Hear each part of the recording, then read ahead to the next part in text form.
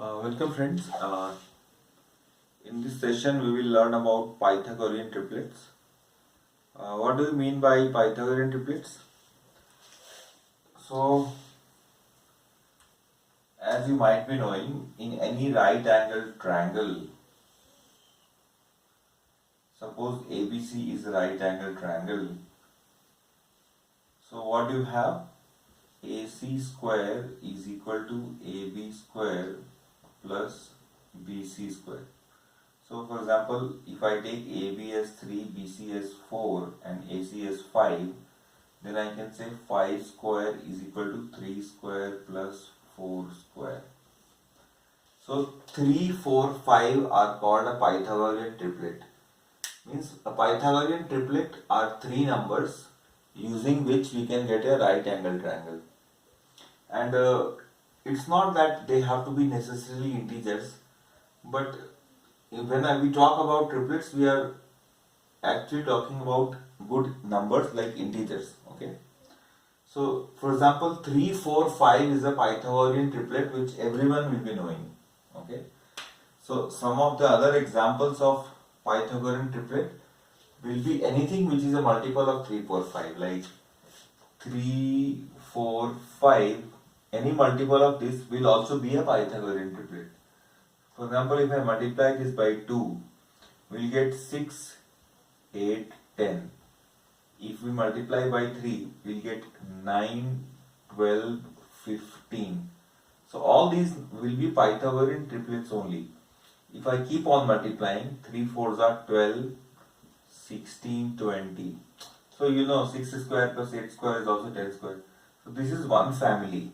The other could be 5, 12, 13, 10, 24, 26 and so on. So there are so many. So there is no need to wonder how many are there. Actually there are infinite. Now today we will learn a method in which we can write a Pythagorean triplet beginning with any odd number and beginning with any even number. So let's learn the method itself. Now suppose I want to start writing a Pythagorean triplet with the odd number. Okay. So with 1 it is not possible to write because 1 is a if I include 1, the one of the numbers is 0, so there is no point. So let's start from 3. So what is the method? I want to write a Pythagorean triplet from 3. So first step is do 3 square. So 3 square is 9. That is the first step. Now after squaring you divide by 2. So 3 square is 9. 9 by 2 is 4.5. And from this 4.5 go to the previous integer and the next integer. That is 4.5 minus 0.5 and 4.5 plus 0.5.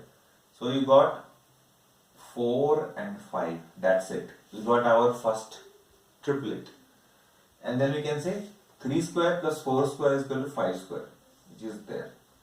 Now suppose I want to write a triplet from 5, beginning with 5. So 5 square again is 25. Again now we need to divide this number by 2. So 25 by 2 is 12.5. Again go to the previous and the next integer. So 12 and 13. Again 5 square plus 12 square is 13 square. So it will not stop at 3 or 5 or 7. Let's do it for 7 also. 7 square is 49. 49 by 2 is 24.5. And again, if I go one integer back and one next integer, I get 24 and 25. So this is my next one. To quickly show it to you for one more. So 9 square is 81. 81 by 2 is 40.5. So what I should write? 9 square plus 40 square is equal to 41 square. And we can go on. It's very fast. We'll also see at the last how it can be used in questions, in CAT questions or in any quant question.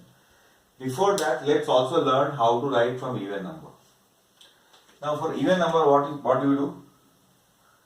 Beginning with an even number, Now the process is, take the number and square it. So first step is same.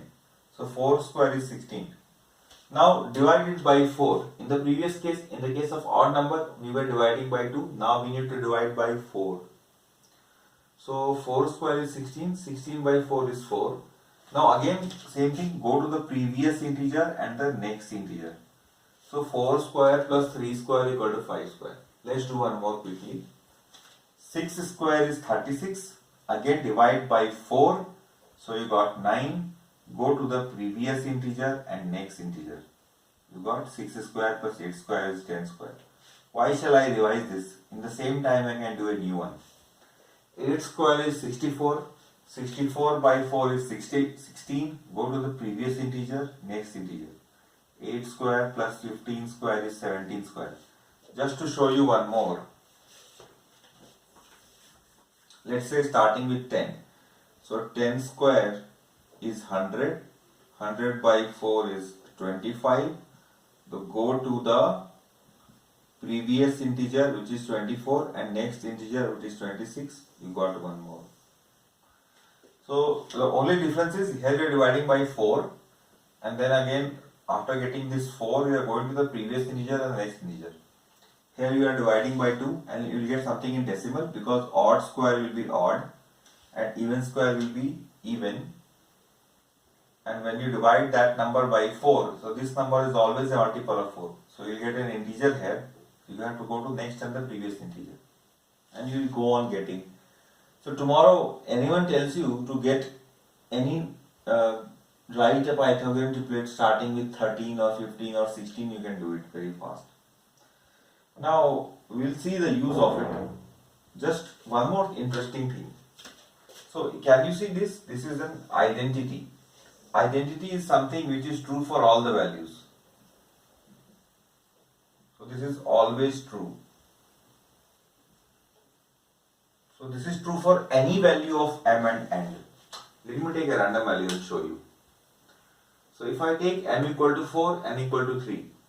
So this is of the form a square plus b square is equal to c square. So what we are saying is, if I put any value of m and n into this one, it will give me a triplet. Very interesting, right? So let me take m equal to 4 and n equal to 3. In that case, this will become 4 square minus 3 square whole square. 2 into 4 into 3 whole square is equal to 4 square plus 3 square whole square.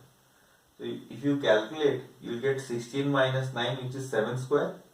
Here you will get 2 into 4, 8, 8 3s are 24. And here you will get 16 plus 9 which is 25. So you saw, you got.